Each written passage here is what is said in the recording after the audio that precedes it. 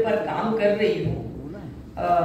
वो प्रोजेक्ट है मेरा, मैं आपको बता भी दूं, आप सब बच्चे हैं, लड़कियां भी हैं, और कई लोगों से मैंने व्याख्यान भी इस चीजों के ले लिए हैं कि बढ़ती उम्र में विवाह एक सामाजिक समस्या, बढ़ती उम्र में विवाह एक सामाजिक समस्या।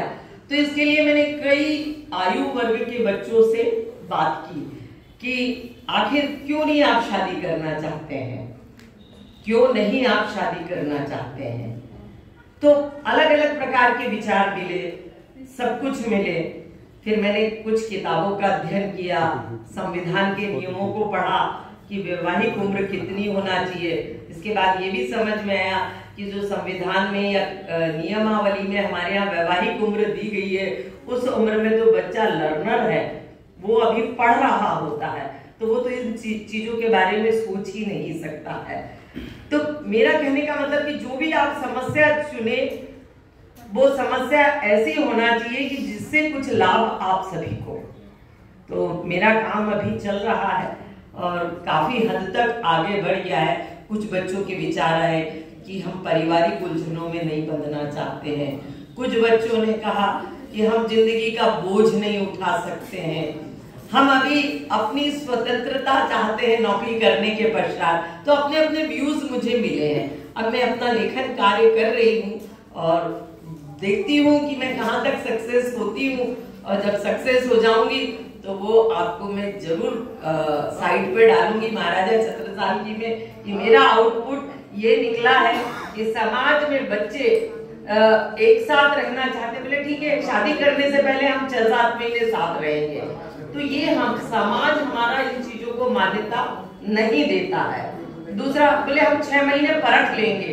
तो क्या परखेंगे जब जिस माँ बाप के साथ आप पूरे जीवन 20 साल 25 साल 30 साल रहते हैं, उसको नहीं समझ पाते हैं, उसकी बातों की अवहेलना करते हैं, तो आप 6 महीने में या 3 दिन में किसी को कैसे समझ सकते हैं। तो मेरा जितना भी वर्क चल रहा है वो साइकोलॉजिकल चल रहा है और मैं इसमें काफी हद तक आगे बढ़ गई हूँ। पर ये है कि अगर किताबों से कट पेस्ट करूँ तो बहुत सारा मटेरियल मिल रहा है, मैं सब कुछ दे सकती, लेकिन वो मौलिक कार्य नहीं होगा और आपके द्वारा दिए गए विचारों का सत्यापन भी नहीं होगा। तो थीसिस जो भी लिखे वो मौलिक हो, किसी भी प्रकार का कट पेस्ट मत करें, जल्दी भी करने की जरूरत नहीं है।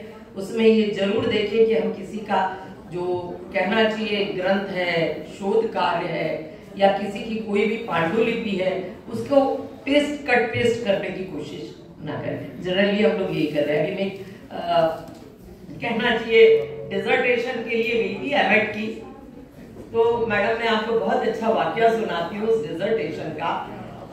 अपने ही महाराजा छत्रसाल बुंदेलखंड के किसी कॉलेज की थी और किसी बच्चे ने, जब मैंने उसकी थीसिस देखी, बस 2 मिनट लूंगी, तो उस बच्चे ने क्या किया कि टॉपिक लिख दिया। टॉपिक लिखने के बाद जो उसने जहां से डाटा कलेक्ट किया था, जिन गांवों को लिया था, वो गांव उस जिले में आते ही नहीं थे। क्या हुआ? वो गांव उस जिले में आते ही नहीं थे। उसके बाद दूसरी हंसी मुझे इस बात की आई कि वो मेरी ही अपनी थीसिस थी, मेरी ही अपनी थीसिस थी, मेरी ही अपनी थीसिस थी। उस थीसिस में उसने क्या किया कि ऊपर की कवरिंग बदल दी, छतरपुर की जगह पन्ना लिख दिया, लेकिन नाथनपुरवा कलारे के हुआ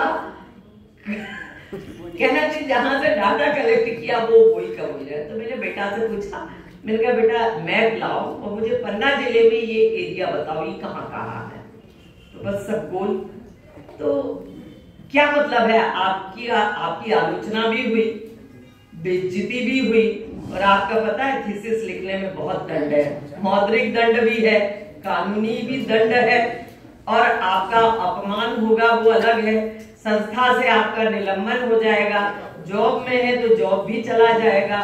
तो इन सब चीजों से आप बचिए और कोशिश करिए कि हम अपने विवेक से उस कार्य को कितना अच्छा कर सकते हैं, और जितना अच्छा आप कार्य करेंगे, थीसिस उतनी अच्छी होगी, पब्लिश्ड होगी, नाम होगा आपका, और हमको भी लगेगा कि हमारे यहाँ विश्वविद्यालय के बच्चों ने बहुत अच्छा काम किया, चाहे वो प्रायोगिक हो, चाहे वो कहना चाहिए डिस्क्रिप्टिव वर्क हो, ठीक है ना। तो तो थोड़ा सा इन बातों का जानने के धन्यवाद। आपका टाइम हो रहा है।